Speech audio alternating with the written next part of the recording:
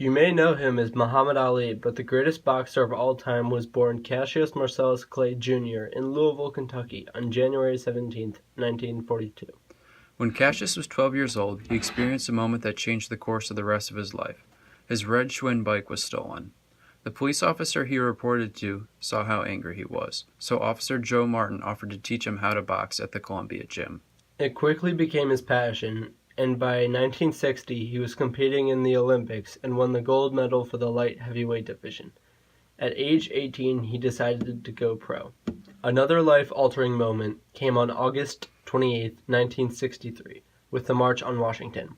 Thousands of people packed the National Mall in Washington, D.C. to fight for civil rights for all, jobs and economic freedom for African Americans, and to rid the South of segregation and Jim Crow laws.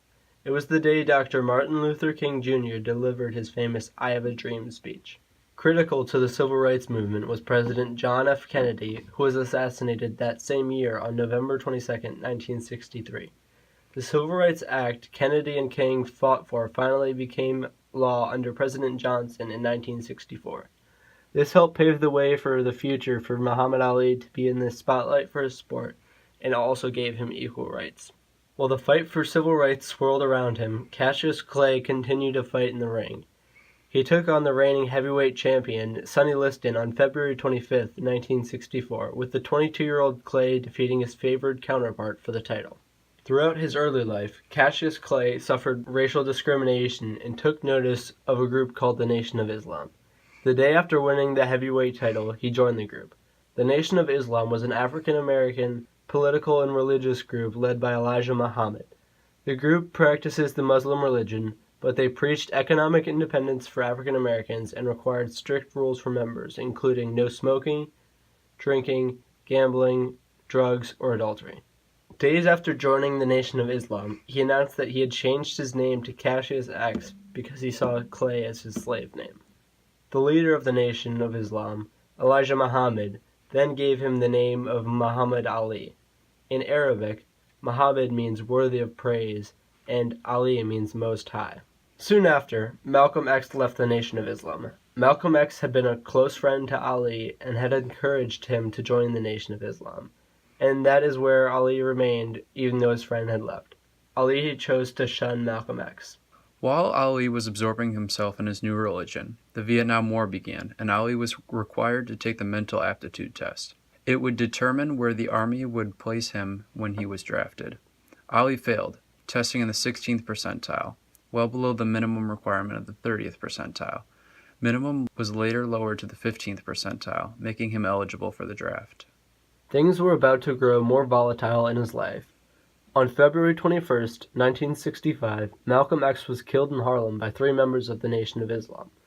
Malcolm's supporters blamed Ali for the betrayal of his friend, and they threatened revenge. In the meantime, his boxing career progressed. Ali defended his title, defeating the man he had taken it from in a rematch that didn't last beyond the first round.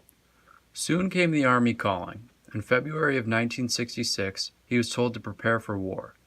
He tried for conscientious objector status because of his religion, but the efforts were to no avail. Ali felt that the people in Vietnam had done nothing to harm him or his race, unlike the Americans he would be fighting for. He was accused of draft evasion, a federal crime that carried heavy punishment when convicted on. And he was. He was stripped of his title and lost his boxing license at the height of his career. He was found guilty of draft evasion and sentenced to 5 years in prison and a $10,000 fine. He would remain free while he appealed. Longtime Cleveland journalist Leon Bibb spoke with us about this era, Muhammad Ali, and the time he served in Vietnam from 1967 to 1968. What was your view on people that were draft dodging like Ali, being somebody that did go over? Well, there wasn't a whole lot of that going on when I got drafted in '66. It kind of began because I spent the first year in this country before I went to Vietnam. But there was some, but we talked about it a lot. I mean, some people said they were going to run off to Canada while I was in the service. You'd hear newspaper reports or television reports about it. I really didn't think much about the idea. My race has a lot to do with this because I'm fighting like crazy at that time to be an American. Now, that may sound strange to you, but I never fully felt that I was fully 100% American, as viewed by America, because if I was an American, then I can go anywhere I want, get a hotel anywhere I want to get a hotel room. I can vote in whatever community I live in. My grandparents were not allowed to vote until 1965, but by then they had passed on. And so I'm fighting to be an American, and the last thing I want to do is leave the country and run off to Canada. On April 4th, 1968, Dr. Martin Luther King Jr. was shot and killed at a Memphis hotel in an act of hate. His death had a huge impact on the civil rights movement in America and on Ali. The two were friends. 4 years after losing his license, the United States Supreme Court unanimously overturned his conviction, and he got his boxing license reinstated. Ali was given a chance to regain his heavyweight title back from Joe Frazier in what was called the fight of the century. Frazier hit Ali to the floor with a left hook in the final round. Ali was able to get back up, but Frazier won in a unanimous decision, and Ali suffered the first loss of his professional career. After losing to Joe Frazier in 1971, on January 29, 1974, Muhammad Ali defeated Joe Frazier in their rematch at Madison Square Garden. The fight ended after 12 hard-fought rounds, with Ali getting a unanimous decision win. Now Ali was set to fight George Foreman for the heavyweight title. Foreman gained the title after defeating Frazier in 1973, after Frazier defeated Ali in 1971. Ali and Foreman took the ring, with Ali looking to regain the heavyweight title on October 30th, 1974, in Kinshasa, Zaire. The fight was dubbed the Rumble in the Jungle, and Ali regained the title after knocking out Foreman in the 8th round.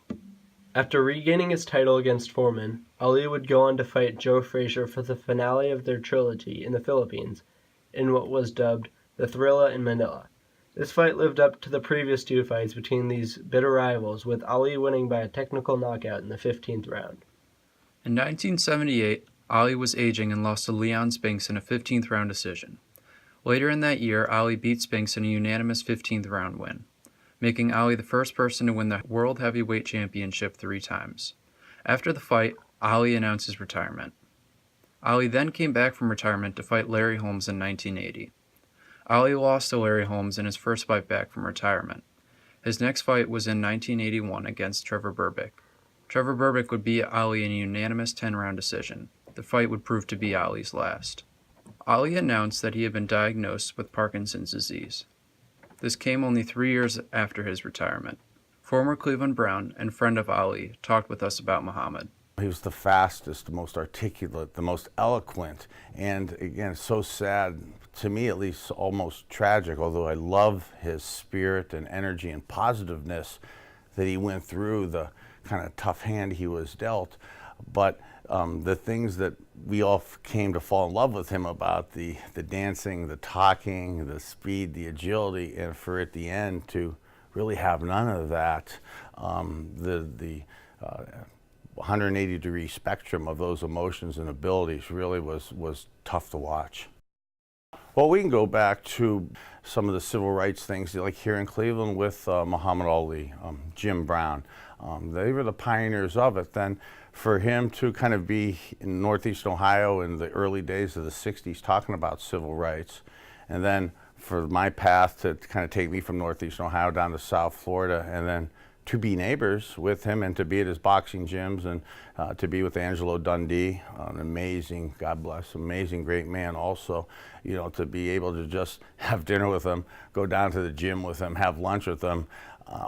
And I don't want to say this to be funny, but to be able to, as things got slower for him, our speeds in the graph kind of crossed. So there was a segment in time where I was kind of able to goof around and play with him, and him not really hurt me. What was he like as a person? Just really jovial, a lot of fun. He's even as the